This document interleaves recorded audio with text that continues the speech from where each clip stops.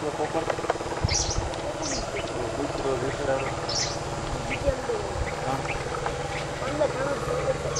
કરતો જ નહીં કોઈ નથી કરતો નહીં બાપુ એ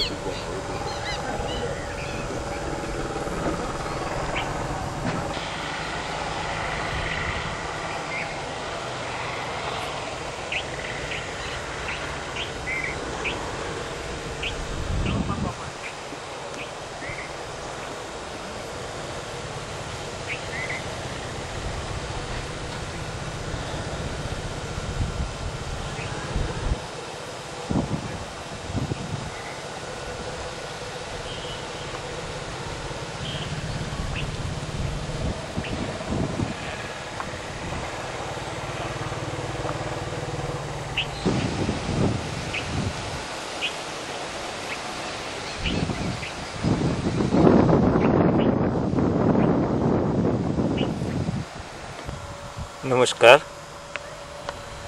આજે IVN24 ન્યૂઝની ટીમ એવા એક સ્થળની મુલાકાતે આવી પહોંચી છે. આપ જોઈ રહ્યા છો જૂનાગઢ જિલ્લાના માળિયાહાટીના મુકામે મેઘલ નદીના કિનારા ઉપર માળેશ્વર જાપા તરફ એક નોખી માટીના માણસ એટલે કે મળવા જેવો માણસ એક એવા સમાજમાંથી આપણી વચ્ચે આવે છે કે જે દેવી પૂજક સમાજની અંદર અશિક્ષિત અને અંગો છે. માત્ર 6 વીઘા જેવી ખેતીલાયક જમીન.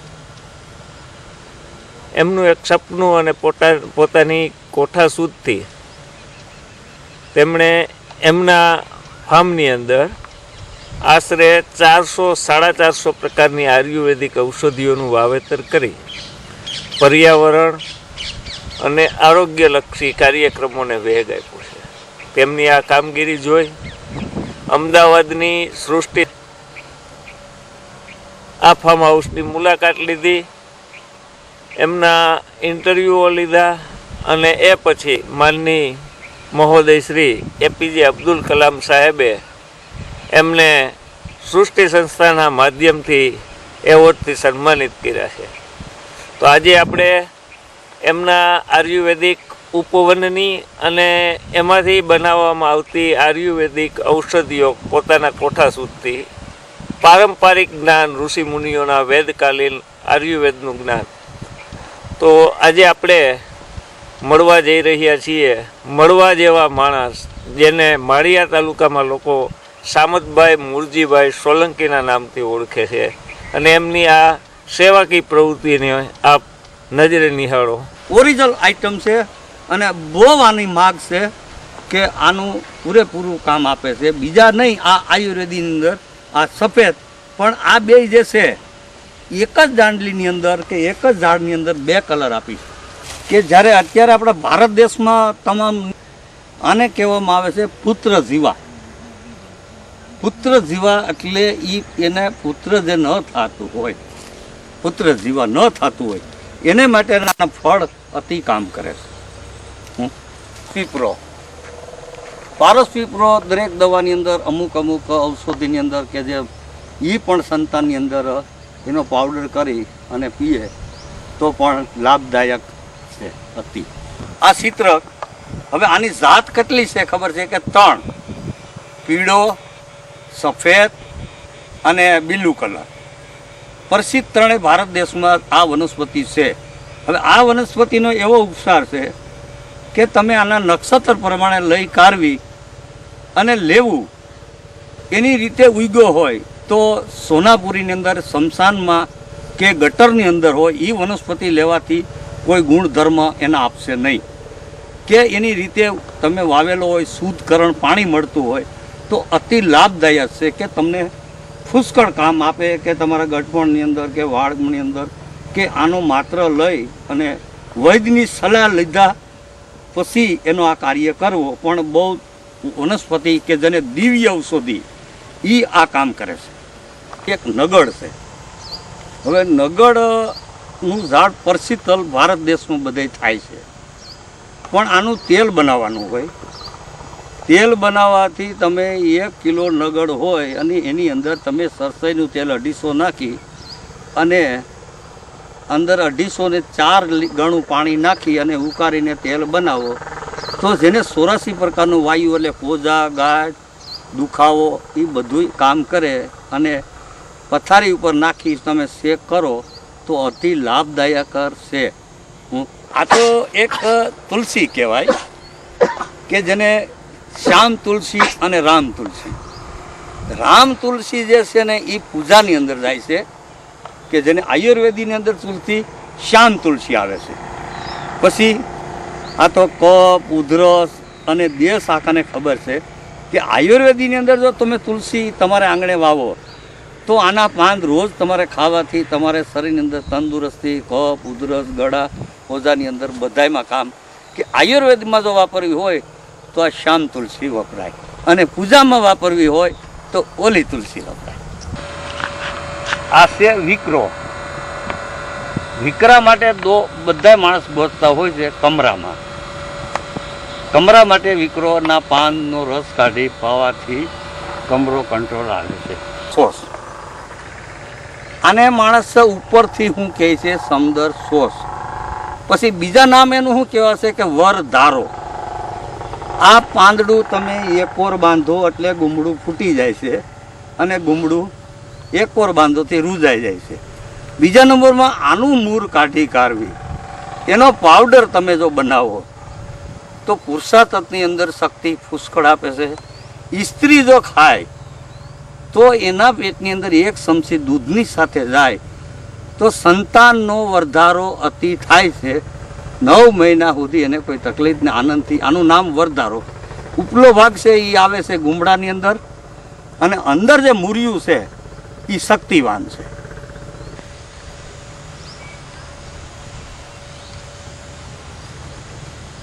વસ્તુ એવી છે કે ભગવાને એવી વસ્તુ બનાવી છે કે આપણે કથામાંની અંદર ભગવાન બધા કથાની અંદર બોલે કે પંચવટી રામની પંચવટી. તો પંચવટીની અંદર એવી રચના છે કે આની અંદર 4 બીલી 4 વડલા 4 પીપરા અને 5 અશોક કે જેને અશોક વસ્તુ એવી છે કે જે સીતાજી બેઠા હતા રાવણના બગીચાની અંદર અશોક વન એને કહેવામાં આવે. અશોક એટલે રામની પંચવટી બનાવી કાઢવી. આની અંદર આપણે એટલી રીતે વડલો પીપરો કે એને કપાય નહીં. એને કાપવાથી બહુ મુશ્કેલી ઊભી થાય છે. આપણા દેશને એ ખબર નથી કે વડલો શું છે પીપરો શું છે.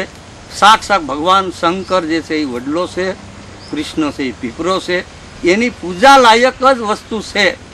જ્યારે આપણે એની પૂજા કરવા જઈએ ત્યારે તરવેણી જવું પડે છે પણ આપણે શેઠે એને આપણે કાપી નાખીએ તો એ લાકડું સોનાપુરીમાં જાય છે.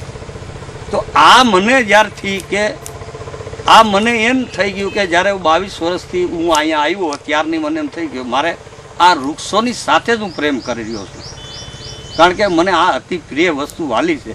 કારણ કે હું જે માનું છું કે સાક્ષાત ભગવાન આની અંદર છે. છોડ છે ને એ જ રણછોડ છે. બનાવો સ્ત્રીના ગર્ભવાસના કેન્સરની અંદર આ કાર્ય કરે છે. પાનની વસ્તુ છે આ પ્રાગવડ. આ જે વનસ્પતિ એવી છે કે કલ્પ વૃક્ષો જેને કહેવામાં આવે છે. બ્રહ્માએ જ્યારે સંદન મંથન કર્યું ત્યારે કલ્પ વૃક્ષો નીકળ્યું તો પૃથ્વીની અંદર ભગવાને કીધું કે આપણે પૃથ્વીની અંદર કલ્પ વૃક્ષો મૂકીએ અને જે માનવી કલ્પ વૃક્ષોની પૂજા કરે એને મનોકામના હું પૂરી કરું. ત્યારે ભગવાને આ પૃથ્વી માથે કલ્પ વૃક્ષો અને આને માણસ જેને ખબર નથી એને રૂખડો કહે છે.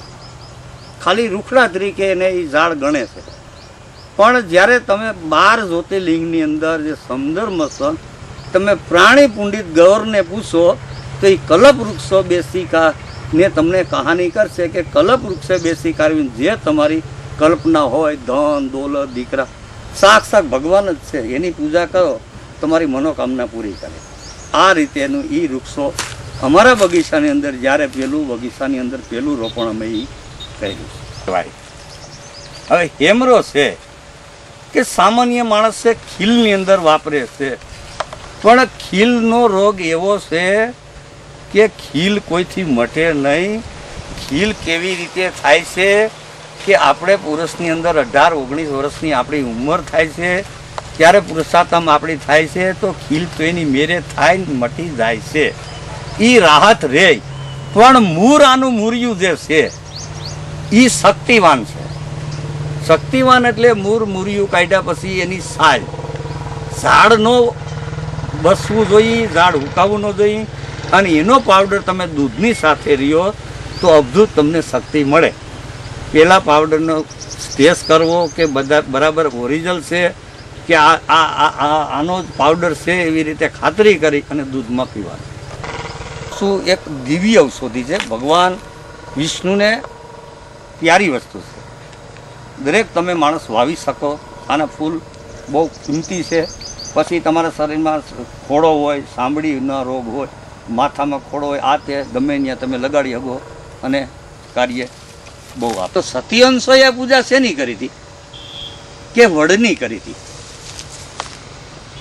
આ વડની પૂજા કરવાથી ભગવાન સતી અંશોયાએ જમણા પાસેથી જીવ લઈ આવી અને પૃથ્વી માથે એક ઇતિહાસના પાનામાં, એટલે આ પૂજા કરવાથી અતિ લાભકારી છે. જાસૂસ ખાવાથી અદ્ભુત શક્તિ મળે છે, સમજ્યા ને. આ જાસૂસ ખાવાથી ગમે માણસ ખાઈ શકે. બધાય આંખના નંબર, શક્તિ અને આ સ્ત્રીના પાણીની અંદર બેયમાં ત્રણની નંબરની અંદર આ કામ કરે છે. ખુશી છે એટલે પરસિલત ભારત દેશમાં બધા આને વર્તી હગે છે. આ કફ ઉધરસ માટે તમારે આને ઉકારો કરીને પીવાથી કફ ઉધરસ ટીબી વાળા પણ પી શકે છે. માત્ર લઈ અને જ્યાં અનુકૂળ આવે એ રીતે લેવાની. હવે આને મરેઠી કહેવાય. આ મરેઠી છે ને ઊભી નહીં આડી કહેવાય. આ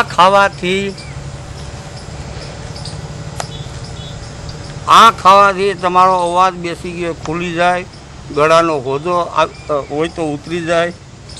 પછી તમારે તમાકુ મૂકવું હોય તો આનાથી તમે તમાકુ મૂકી શકો, મોઢામાં રાખી શકો, ગમે એટલા ઘડી રાખી શકો તો મોઢામાં પણ નુકસાન કોઈ ન થાય, મોઢામાં કોઈ તકલીફ ન થાય. અને આ તો તમે નજીકને છે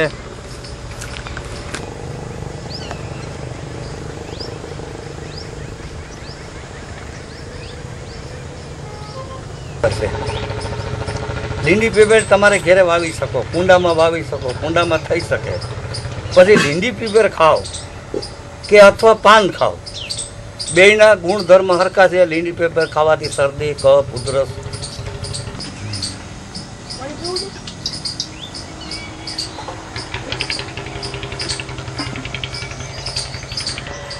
તમામ પક્ષીઓ આવે એને જે માણસે કોઈ ફૂલના પૈસા દઈ જાય એના બાજરો લઈ, ઘઉં જુવાર લઈ અને એને સકસ નાખવાની.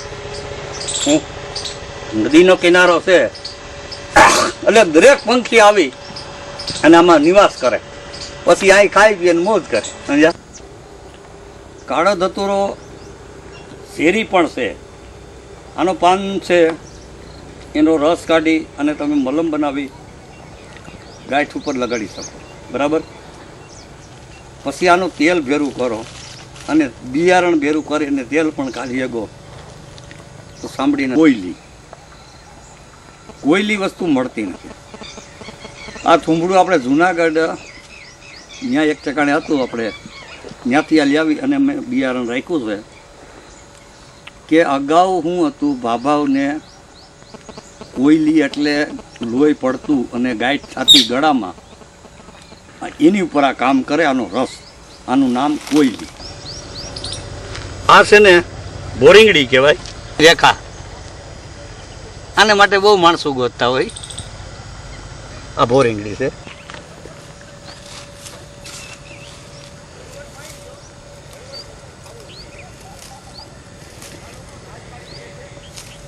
આ મરેઠી ખાવાથી દાઢ તરત મટે. બીજા નંબરમાં કે ગમે એવી તમારે સુવાસ હોય અને કફ હોય અને એક સપટી બાર 3 ટેમ દીવાથી લેવાથી કફ તાત્કાલિક માટે બહાર.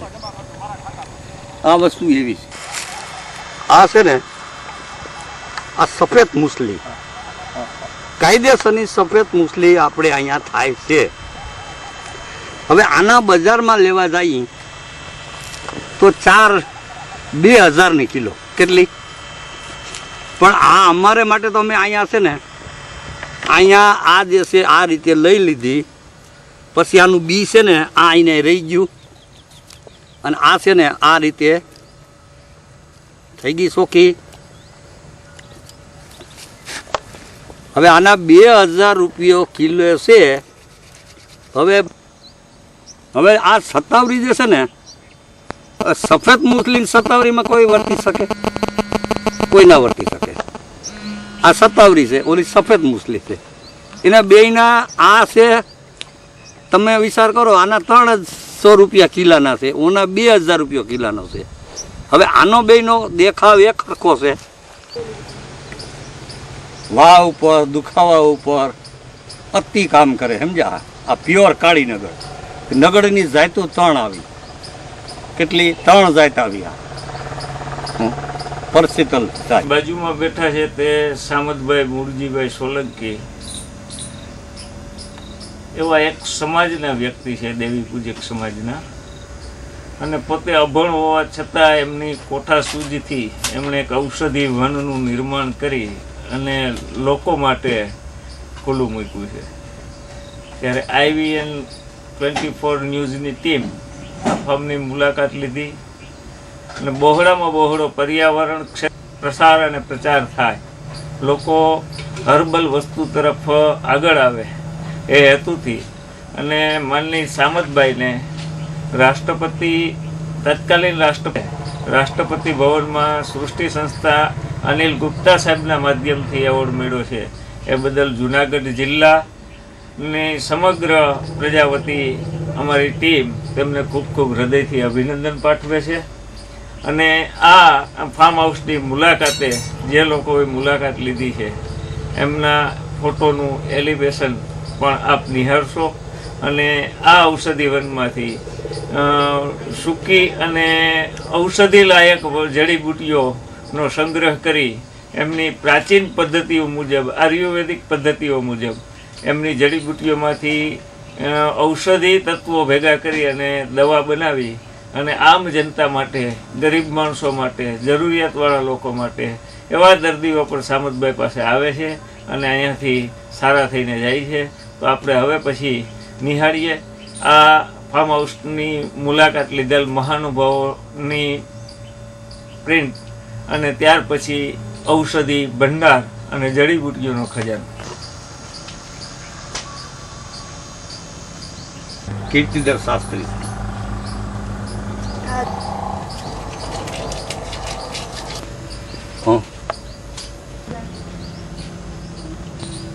અમદાવાદના મોટા ડિવિઝન ફોરેસ્ટ.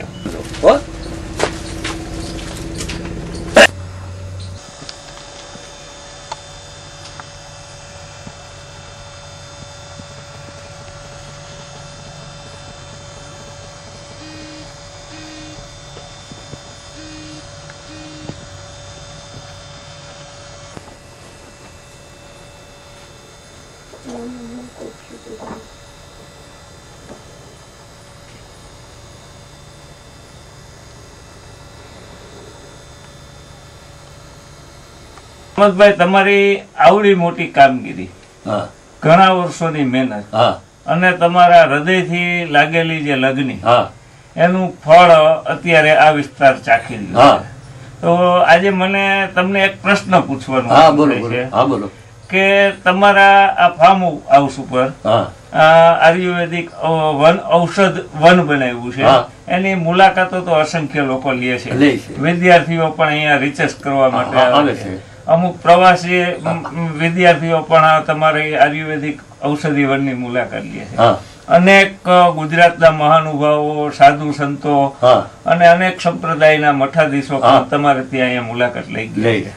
તમારી એક એવી ભાવના રહી છે કે નાનામાં નાના માણસને મારા આયુર્વેદિક વનમાંથી રોગ મટે અને હું એમની દવા કરું, અને એ પણ કેવી પદ્ધતિથી કે આયુર્વેદિક પદ્ધતિથી કે રોગને જળમૂળમાં. તો અત્યાર સુધીમાં તમારા જે અહીંની દવા છે તમે બનાવો છો એના માધ્યમથી કયા કયા રોગ ઉપર આપણને સફળતા મળી હોય એવું જણાવીશ.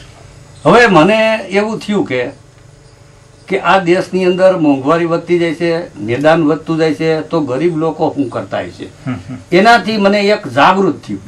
હું 20 વર્ષથી સમાજ સેવા તો કરતો હતો. બરોબર. પછી મને એમ થઈ ગયું કે મારા બાલ બચ્ચા પરણી કાઢવી અને હું નિર્મળ થયો.